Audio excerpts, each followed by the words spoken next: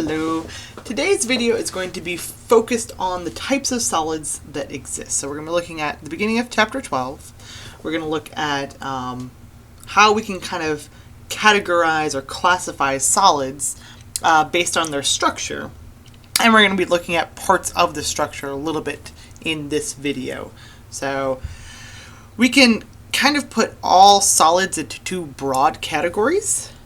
They would be crystalline solids and amorphous solids. So we can then further classify or categorize them beyond that, but that's generally what we're looking at as a whole. For all solids, they can be classified as one or the other. Okay, so with a crystalline solid, this is something that is highly ordered. We have a regular arrangement of atoms, ions, or molecules. So this is going to be a highly ordered solid. Has a regular arrangement of atoms, ions, or molecules.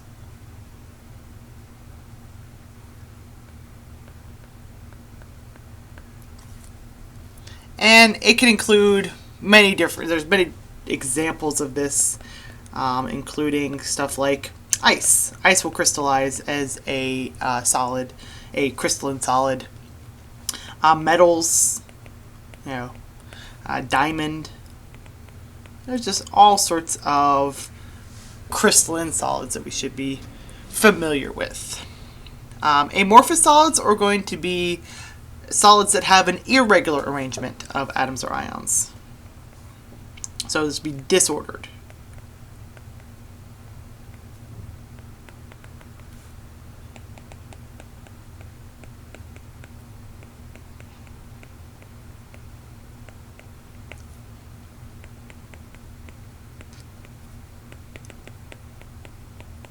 And here we can have some maybe short range ordering going on with the amorphous solid, but overall we cannot find a full pattern that's going on here. Here we have things like glass. Actually,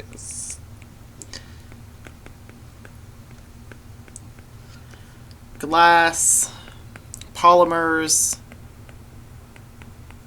cotton candy. So these are going to be things that either just don't form regular solids or something that forms solids, amorphous solids, due to rapid cooling.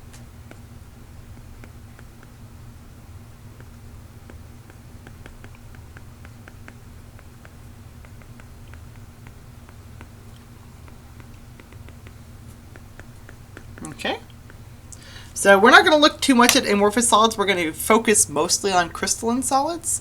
I just want you guys to know the difference. And I have a picture here of two examples of silicon dioxide, a covalent network species that can either be a crystalline solid, where we have a regular arrangement of those atoms, or an amorphous solid, where we have all sorts of crazy things going on, even if there is some portions that have some ordering about it. You see this in, so the amorphous one is glass, and then quartz is just glass that has been given enough time to cool to form a crystalline solid. Quartz itself, significantly more expensive than glass because of that ordering, because of the slow cooling required to reach that. Okay. Here are some just pictures of some. Here up here on the top we have crystalline solids, and you can see right here it looks almost like a cube, and that's where we're seeing the microscopic structure coming through in a macroscopic view, where we're actually crystallizing in a cubic view. Quartz also is as I said just a minute ago, is a crystalline solid, so you'll get facets showing where it's crystallizing in a specific pattern. And pyrite is another example of a crystalline solid. And each one of these crystallizes in different types of unit cells, which we're going to talk about. which is why they have different macroscopic views. And then we can have something like this structure right here where there is no obvious pattern. This would be considered an amorphous solid. Okay? So, with our crystalline solids, which is what we're going to be focusing on, we have ways of describing the components of that solid. The first thing we usually look at with a crystalline solid is what is called a lattice, or a crystal lattice. Let's go with a crystal lattice.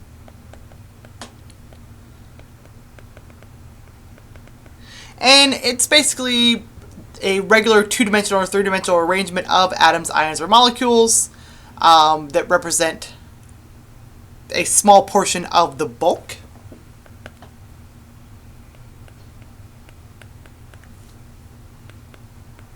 And we were looking, as I said, at two-dimensional and three-dimensional lattices. Just briefly looking at two-dimensional, we'll focus mostly on three-dimensional lattices.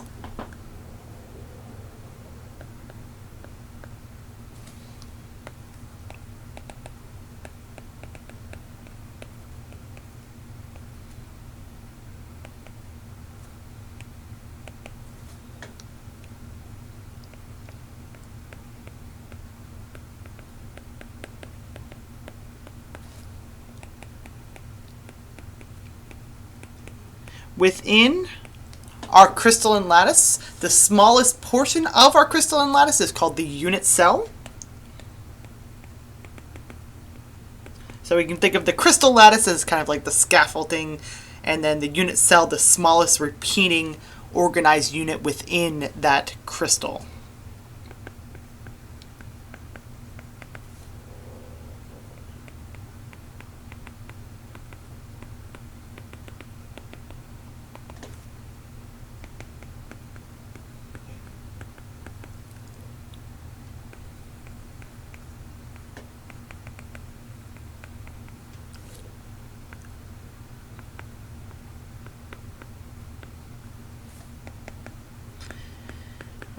Unit cells are what we're going to focus the most on. So we're going to be looking at the different types of unit cells. But the unit cell itself is makes up our lattice, and then that lattice can be built up to make up our actual crystal. Unit cells are made up of lattice points. Actually, real quick, before we get to lattice points, let me show you. Actually, real quick, lattice points. So lattice points are locations where atoms, ions, or motifs are within a unit cell.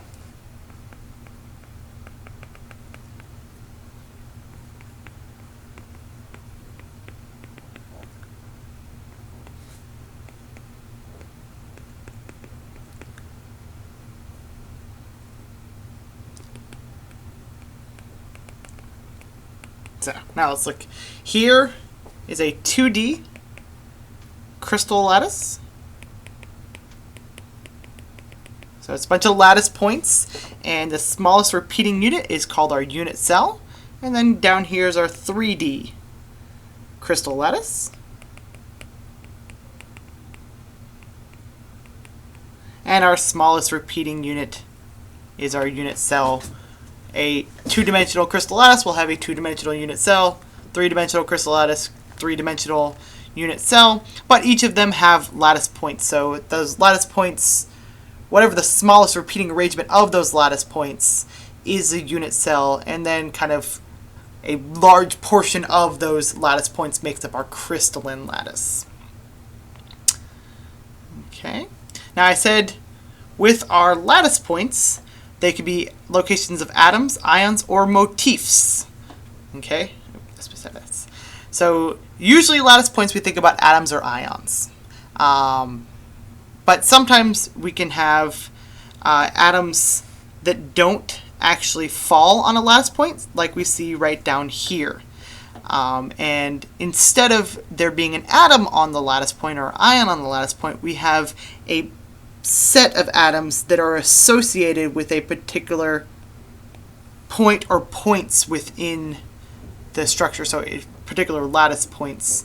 So in this case, these two atoms are associated with these two lattice points, even though the atoms themselves are not on the lattice points. Okay, oops, sorry. The lattice points themselves can be one of three types. There is a fourth type that we talk about with ionic cells, and I'll bring that back up when we talk about ionic cells, but I'm only going to talk about three right now. So our lattice points include corner lattice points, or lattice points for three-dimensional lattices. We have corner lattice points. So if we take a box,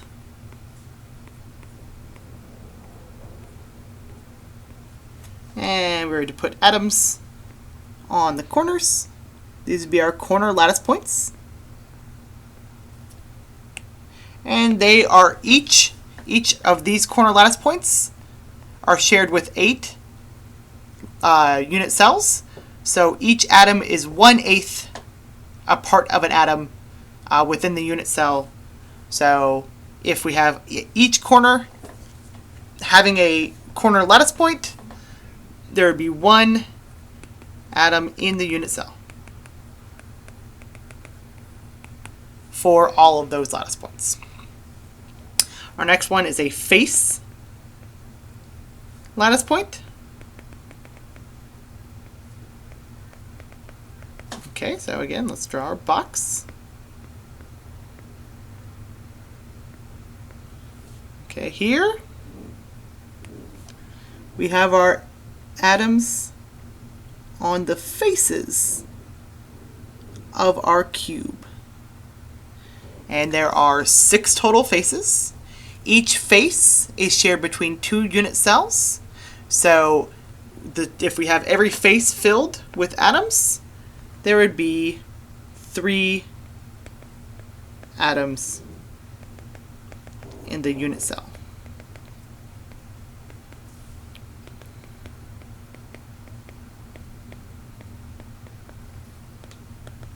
So if all faces have atoms, let's put 1 atom in the unit cell if all corners have atoms. And these are 1/2 an atom. Okay. Our next type is a body lattice point. So here, our box. And now we have an atom that is entirely within the unit cell. Okay, it's right in the body of the unit cell. So it's one atom. So if we have 1 atom at the body point, then we have 1 atom in the unit cell. So 1 atom in the unit cell for each body piece. Generally think about only having 1 body piece in a lattice point, but sometimes you'll have more than 1. Okay. So some other things we can do to categorize our crystalline solid, or specifically the lattice points within a crystalline solid, is we can look at the coordination number of our atoms. So this is to characterize atoms or ions within a unit cell. Okay, so if we look at coordination number, we're looking at the number of nearest neighbors.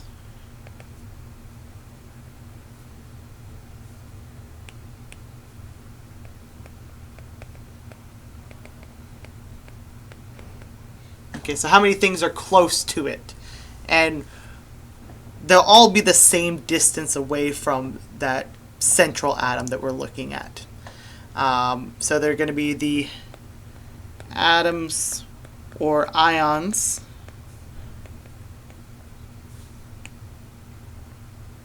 touching the atom in question, touching the atom or ion in question.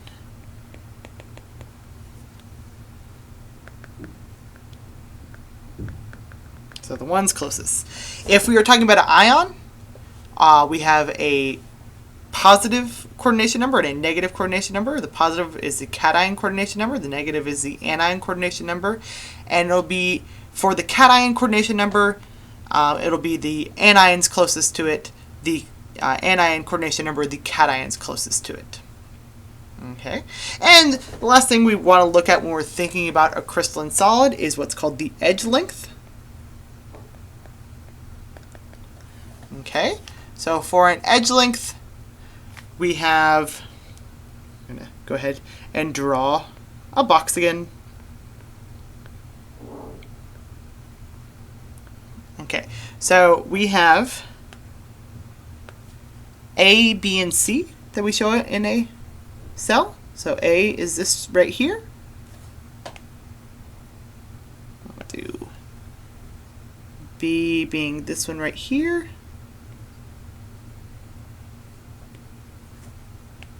And then C right here. And A, B, and C represent our different distances or cell lengths. So this is a cell length.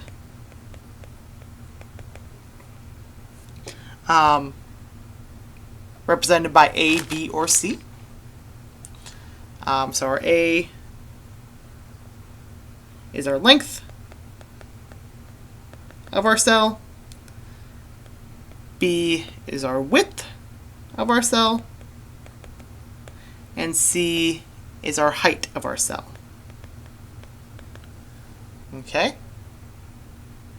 We are going to look at primarily cubic cells.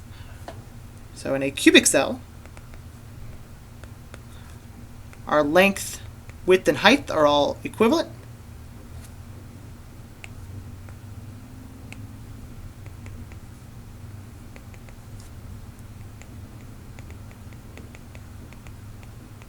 So we're just been looking at A.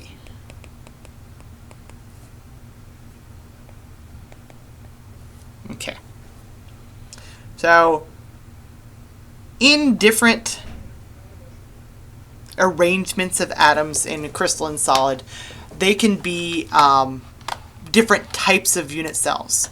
We will focus on crystal or cubic unit cells, but there are other cubic unit cells we can look at depending on the arrangement of atoms. So we have 5 different 2D lattices or unit cells we can look at. So 5 different ways of arranging atoms in a crystalline lattice. If we are looking at just 2 dimensions, so we have oblique, square, rectangular, hexagonal, and rhombic. Okay, and that is all based on your A, B, and the angle. So the length of A versus B. They can be equivalent, like is in a square lattice, or they can be different, like are in several of these. Actually, I think rhombic lattice has A and B the same, but that's really the only one. So they can have different A's and B's, and they can also have a angle. The angle between A and B can be different. It can either be 90 degrees, as is seen in a square lattice and in a rectangular lattice, or they can be some other angle, which allows us to get oblique, hexagonal, and rhombic lattices. So I want you guys to know these and be able to come up with these, but the ones we're going to look at the most are our 3-dimensional unit cells. So again, the same idea is the difference between these unit cells is the difference in A, B, and C, or our angles. Here we have, instead of just 2 angles, we have 3, or instead of just 1 angle, we have 3 angles. We have alpha, beta, and gamma, because we're talking about the angle between A and B, A and C and B. So with a cubic one, which is what we're going to look at the most, A equals B equals C, so length, width, height are all the same, and then alpha, beta, and gamma are all 90 degrees, so it is everything's parallel to each other. Tetragonal, A and B are the same, but C is different. It is a elongated cubic lattice, but we still have all around 90 degrees. And then with orthorhombic, A, B, and C are all different, but our alpha, beta, and gamma are still all 90 degrees. Okay. After that, we get some interesting arrangements going on.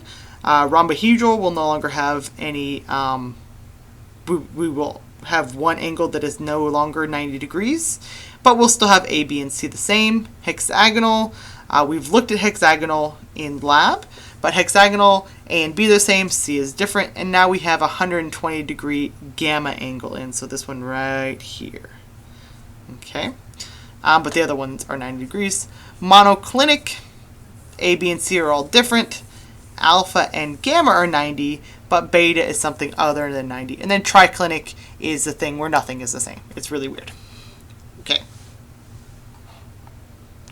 So, real quick, to end this this video, I just want to talk about our types of crystalline solids. So once we have our unit cell and it, or unit cells are one way of looking at crystalline solid. We can also look at the types of things that make up our crystalline solid to determine different types of crystalline solids. So we have a molecular crystalline solid, metallic, ionic.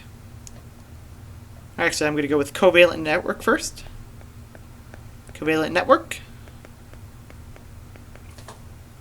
And then ionic. So the thing that differs with these is not necessarily our unit cell types. What differs here is what type of substances these are made of. So with molecular, we have discrete molecules. So water would be an example of a molecular solid. So molecules or motifs of atoms are at the lattice points.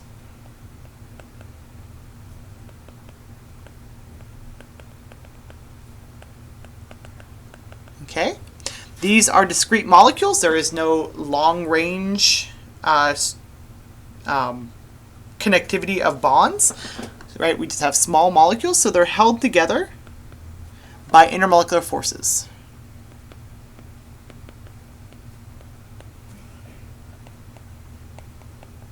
Okay. Since they are only held together by intermolecular forces, these are going to be soft, low melting, and electrically insulating.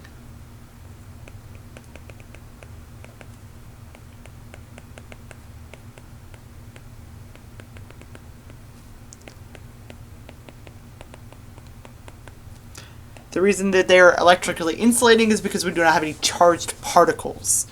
Things with full charges are required to be electrically conducting. So as I said, we've got examples like water, iodine, naphthalene, caffeine, sugar, all sorts of small molecules that are only held together by intermolecular forces.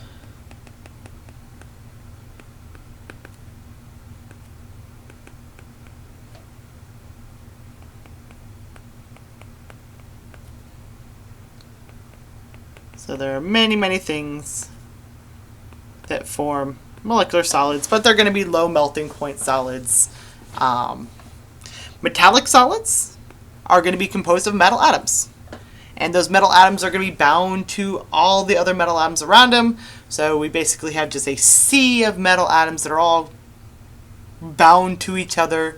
So we can say that they are metal atoms beyond count.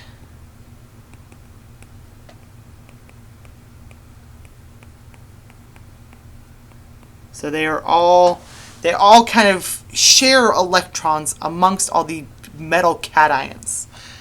And here we have atoms at lattice points. Okay. With these, we have metallic bonds.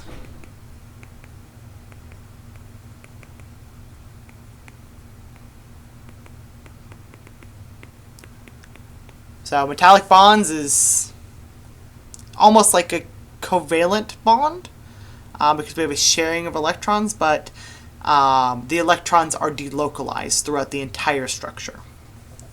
Our properties for these, because of the metallic bond, we're going to have a malleable substance, so something that is very easy to manipulate. It's be ductile. We can pull it into a wire, so we can smash it with a hammer, pull it into a wire. It's conductive because of that sea of electrons. And then their melting points of metals are going to vary greatly depending on how many electrons are being shared.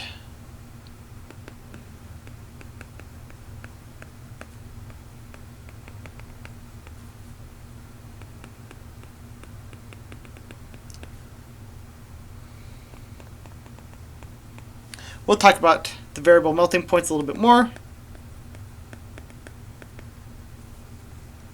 And any metal, any solid metal is going to form a metallic solid.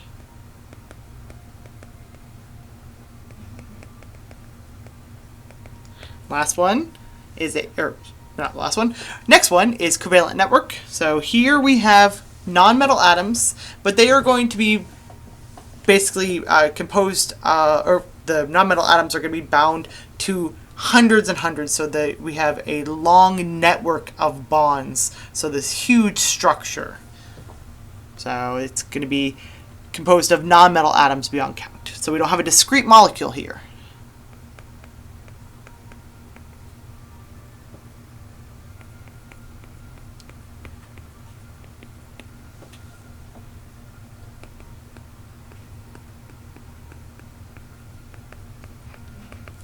And we have atoms at our lattice points. Or motifs. We could also have motifs here. Okay. So these are going to be held by covalent bonds.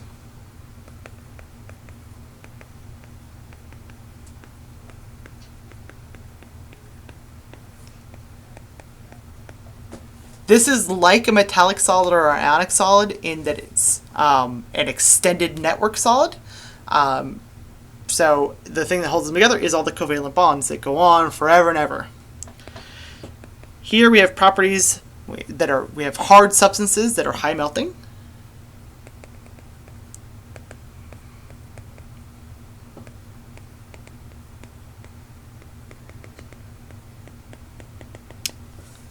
Glass would be an example of a covalent network solid, as is diamond.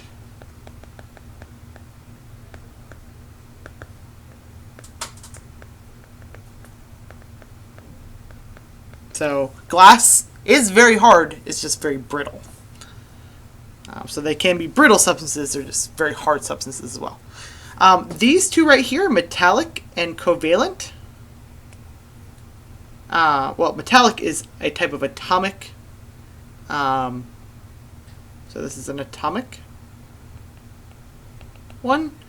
And some covalent networks are also atomic structures, so what you guys saw from lab.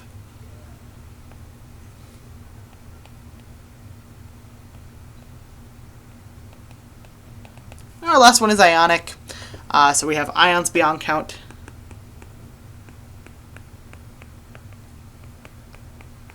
Okay, so we have ions at our lattice points.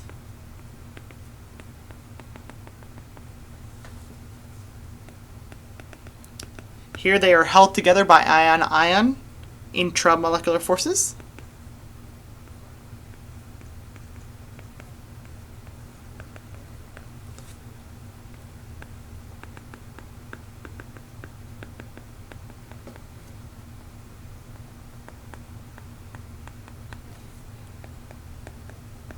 Okay.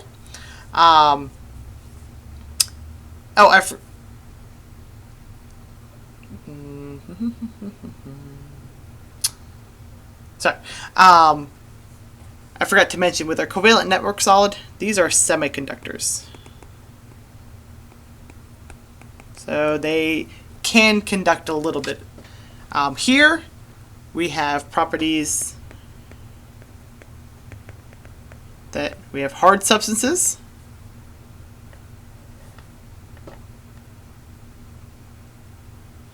brittle,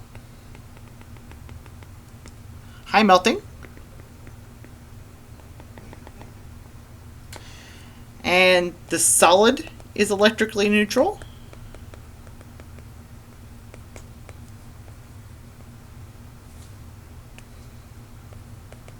However, the liquid is not.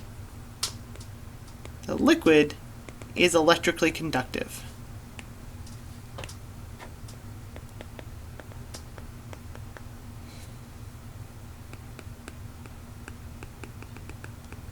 Okay, so it's kind of weird. And this is going to be any ionic compound.